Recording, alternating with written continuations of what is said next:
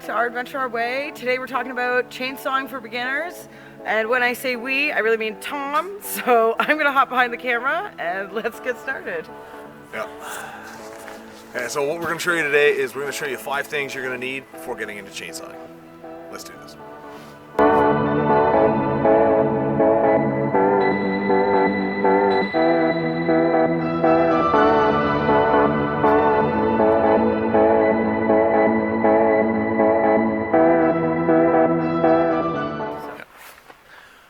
Okay, so we're going to talk about the saws first, okay? Because if you're going to start chainsawing, obviously you need a saw.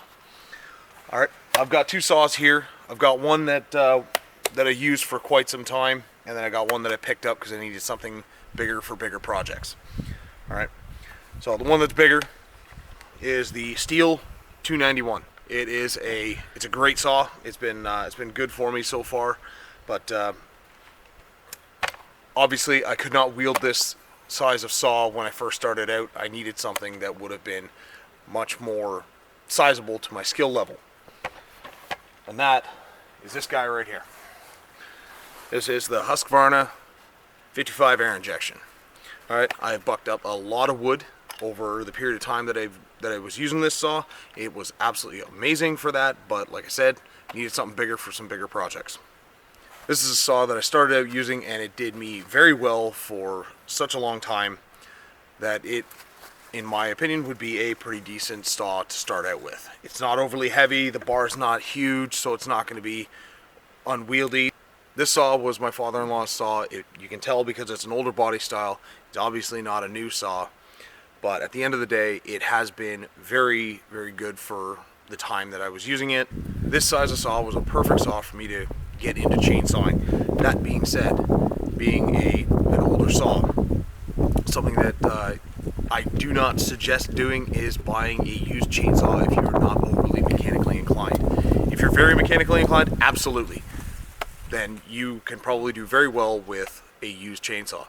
But if you are not, like myself, I'm not extremely mechanically inclined, I'm only a little bit, this was a good saw. I can do the minor work that needs to be done to it, but anything major, I would need to send it in. Okay, number 2 is fuel. All right, I've got my 2 jerry cans here. This one is actually done up with mixed fuel. This one is just straight fuel. One thing that we always do, and highly recommend that anybody with small engines do, is use high test fuel, 91 octane. It's just a better grade of fuel, and it doesn't break down as quickly and easily as your 87 fuel. The 87 fuel can really gum up your carburetor, and your saw will not run as a result. What is mixed fuel? Mixed fuel is something that you need to put into anything that is that runs in a 2-stroke engine. It is a specific combination of fuel and a 2-stroke oil. This is an oil that is meant to be burned in the engine with the gasoline.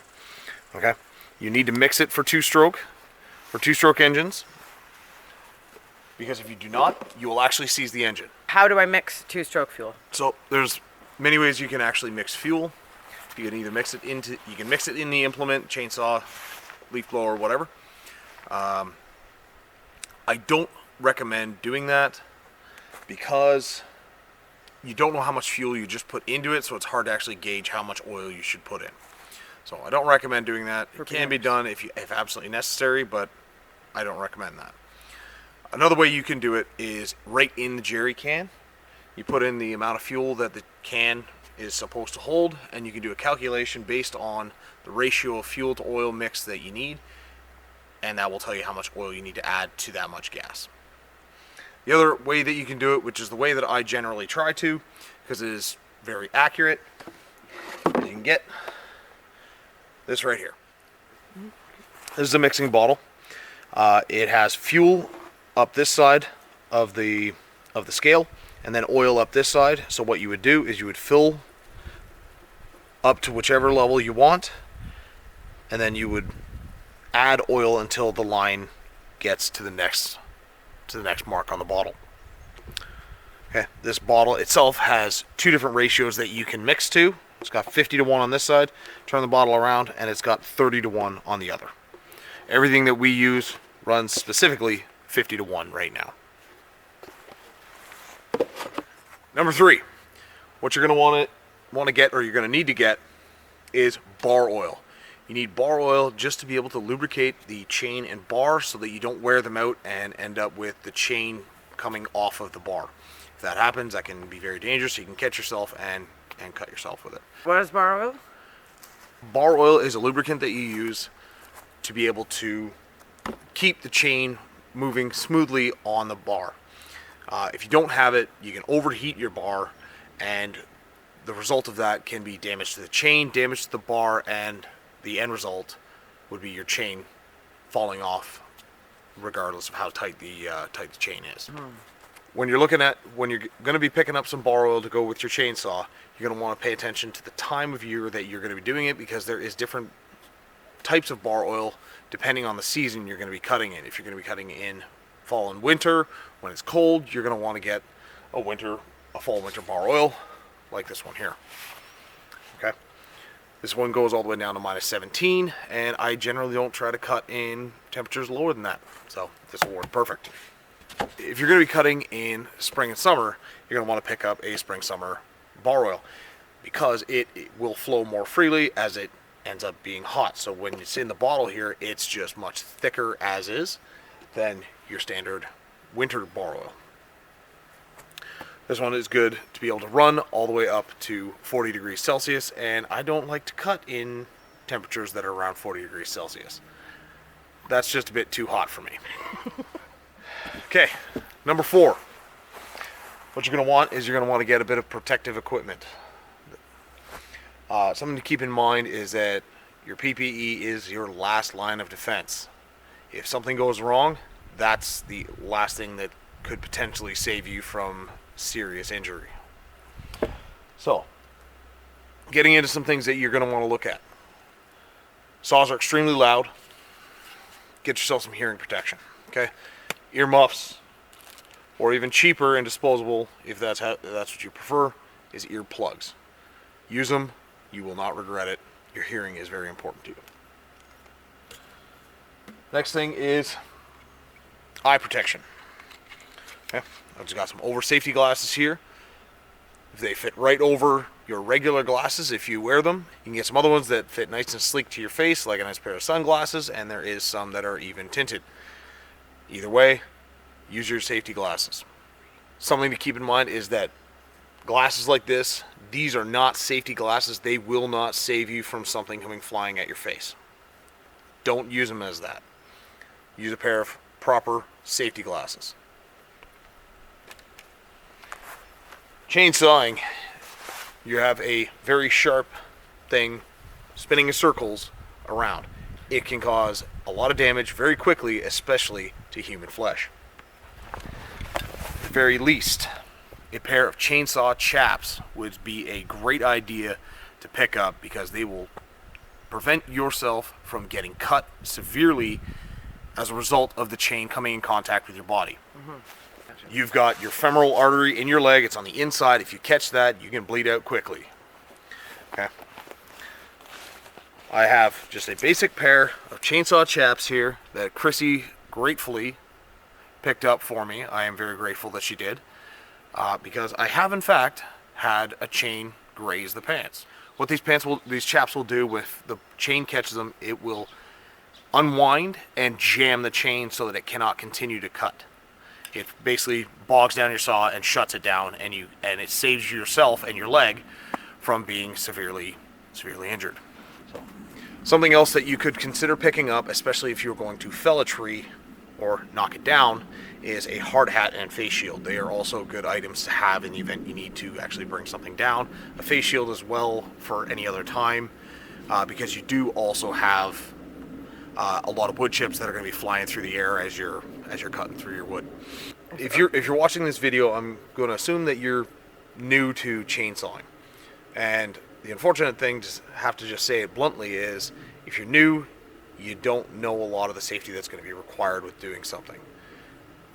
Make sure that you have the safety gear that you should, because that will prevent injury, because as a new person to something, you are the most likely person to injure yourself. if you're going to be going and spending a few $100s picking up a saw, it is definitely worthwhile to spend an extra $100 on some protective equipment. All right, hearing protection, eye protection, full face protection, and your head if you're going to be bringing something down. If you actually have to fell the tree, I do recommend a hard hat as well. If you're going to be doing a little bit of chainsawing because something fell down in your backyard, I still recommend. I'm still going to say that I recommend having the pants or the chaps, but it's a matter of you have to be safe. If you're planning to go out there and spend a day out in the forest cutting wood, the one thing you're really going to have to pay attention to is your fatigue. The more tired you get, the more likely you are to injure yourself with what you're doing. Number 5, if you're here, you're looking to get a chainsaw, you're looking to cut wood. There's something that I have to tell you is do not ever cut anything other than wood with your chainsaw. That is crucial. It's not designed to cut anything but wood, so only cut wood. There's 2 things you're going to want to pay attention to when you're going to be cutting wood. It is the condition of the wood and the type of wood. First thing, when it comes to condition of wood, you do not want to cut anything that is rotting or bunky. If you're going to cut wood that is rotting or bunky, it's just going to dull your chain and you're going to get frustrated with it. Just don't do it. It's rotting. Get rid of it. If you cut into a little bit of it, it probably isn't going to have a huge impact, but if you continuously cut bunky wood, then you will dull your chain faster, especially if it is frozen. The other thing that you're going to want to pay attention to is the type of wood. You've got softwood and you've got hardwood. Softwood would be something like cedar, spruce, poplar, and then you get your other stuff that would be hardwood, which is like birch, maple, and oak. Depending on the wood that you're cutting, if you're cutting a softwood, it will cut much nicer than a hardwood will cut, but you will still cut the hardwood. You're going to want to, if you're going to be using wood for fires, you're going to want to be cutting and splitting hardwood rather than softwood, because hardwood is going to burn longer. As you're cutting your wood, one thing that you're going to want to make sure that you also do is never touch the dirt with your chain. That will dull it in an instant. Your entire chain will be dull. You may think, oh, if it just touches for a quick second. No, that doesn't change anything. As soon as you touch dirt, that entire chain has been ripped through it, and it's going to just be super dull. You can deal with a dull chain in 2 different ways to make it sharp again. You can either sharpen it yourself, which I do, and I will be doing a video on that later. Subscribe to so that you don't miss it if you want to see that. And the other way is you can actually just take it to somewhere and they will sharpen it for you. When you're looking to pick up your saw, is you may want to pay attention to where the dealers are for the saw that you're buying, because some saws you can pick up at a place that doesn't service. So you may want to look into, it's like, okay, what do I have available in terms of service dealers, so that way if you need to have work done to your saw, then you can take it in and they'll fix it up for you. If you don't like the idea of driving 100 kilometers or 100 miles to a dealer, you may want to look into one that may be closer to you that services a brand that you like.